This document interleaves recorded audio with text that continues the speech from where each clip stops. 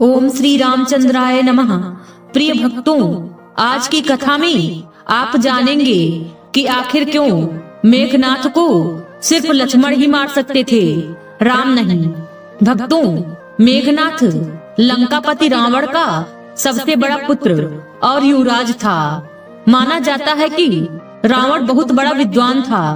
रावण अपने से भी कहीं ज्यादा गुणवान, पराक्रमी और विद्वान अपने बड़े पुत्र मेघनाथ को बनाना चाहता था।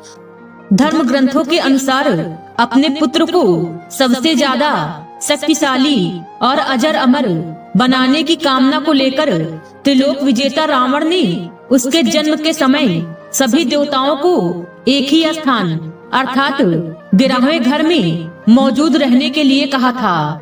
लेकिन भगवान शनिदेव ने रावण की आज्ञा का पालन नहीं किया और 12वें घर में जाकर बैठ गए, जिससे मेघनाथ अजर अमर न हो सके।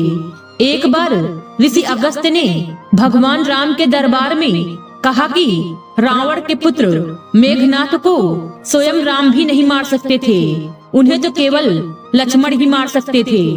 भक्तों, आइए जानते हैं कि ऋषि अगस्त्य ने ऐसा क्यों कहा। मेघनाथ को केवल लक्ष्मण ही क्यों मार सकते थे।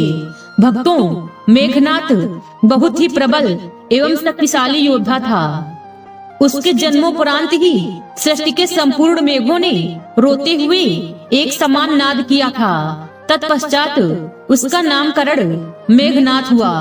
उसके पास नागपाश रूपी ऐसा शस्त्र था जिससे वह अदृश्य होकर राम लखन सहित पूर्ण सेना पर बादलों के पीछे छुपकर वार कर सकता था।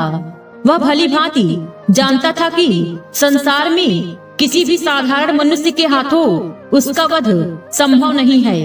धर्म और अधर्म के बीच युद्ध की समाप्ति के उपरांत भगवान श्री राम के राज्याभिषेक में सम्मिलित अनेक तपस्वी, ऋषि मुनि आदि भगवान राम से मिलने व आशीर्वाद देने वहां पर उपस्थित हुए। उस समय मुनि अगस्त्य ने प्रभु श्री राम से कहा, राम, आपने रावण व कुंभकर्ण को मारा जो अति दुर्लभ था, लेकिन अधिक विषाद संग्राम लक्ष्मण ने मेघनाथ से किया था। मेघनाथ का वध सबसे ज्यादा विषम था। गुरु के वचनों को सुन प्रभु श्री राम अचंभित हो गए, क्योंकि वे मेघनाथ की प्रबलता व उसके वरदान से अनभिज्ञ थे।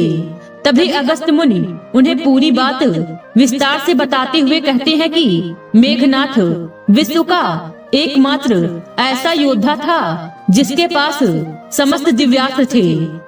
तीनों महाअस्त्र, ब्रह्मास्त्र, नारायण अस्त्र व महादेव का पाशुपात अस्त्र भी था। उसे वरदान प्राप्त था कि उसके रथ पर रहते हुए कोई उसे परास्त नहीं कर सकता।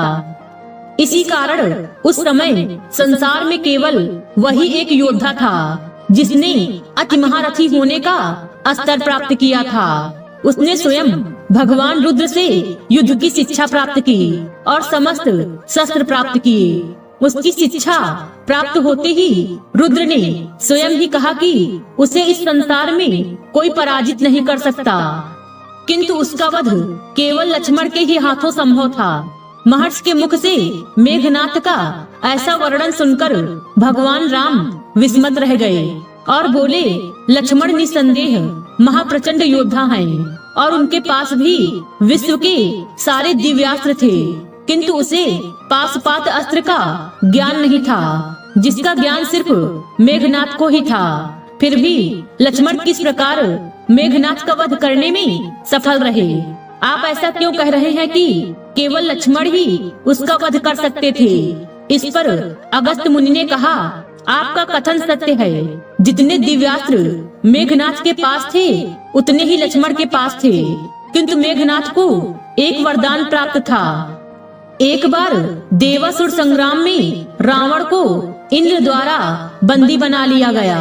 तब मेघनाथ ने अपने पिता की रक्षा हेतु इंद्र को ही बंदी बना लिया और उन्हें लंका ले आया। इसीलिए मेघनाथ को इंद्रजीत के नाम से भी जाना जाता है। जब इंद्र को मुक्त कराने के लिए ब्रह्मा जी उसके द्वार पर पधारे तो ब्रह्मा से उसने एक वरदान रूपी अपेक्षा पूर्ण करने को कहा और अपने प्राणों की रक्षा व अमर रहने हेतु उसने यह वरदान मांगा कि मुझे वही मार सकेगा जिसने 14 वर्षों तक ना तो भोजन ग्रहण किया हो, ना ही किसी स्त्री का मुख देखा हो और ना ही निद्रा का आहार ग्रहण किया हो, अर्थात 14 वर्षों तक सोया न हो। उसके इस वरदान की मांग को पूर्ण कर ब्रह्मा जी ने इंद्रदेव को मेघनाथ की कैद से मुक्ति प्रदान की। श्री राम बोले, मैं वनवास काल में 14 वर्षों तक नियमित रूप से लक्ष्मण के हिस्से का फल फूल देता रहा। उन्होंने कहा कि मैं सीता के साथ एक कुटी में रहता था, बगल की कुटी में लक्ष्मण रहते थे, फिर सीता का मुख भी न देखा हो और 14 वर्षों तक सोए न हो, ऐसा कैसे संभव है। अगस्त्य मुनि सारी बात समझकर मुस्कुराए, प्रभु से कुछ छिपा है भला। प्रभु श्री राम को तो सब कुछ पता था। दरअसल सभी लोग सिर्फ श्री राम का ही गुणगान करते थे, लेकिन भगवान राम चाहते थे कि लक्ष्मण के तप और वीरता की चर्चा भी अयोध्या के घर घर में हो। अगस्त्य मुनि ने श्री राम से कहा कि क्यों ना लक्ष्मण जी से ही यह पूछ लिया जाए। लक्ष्मण जी आए तो राम जी ने कहा कि आपसे जो पूछा जाए उसे सच सच कहिए। प्रभु ने पूछा, हम तीनों 14 वर्षों तक साथ रहे, फिर तुमने सीता का मुख कैसे नहीं देखा? फल दिए गए फिर भी अनाहारी कैसे रहे और 14 वर्षों तक सोए नहीं, यह कैसे हुआ?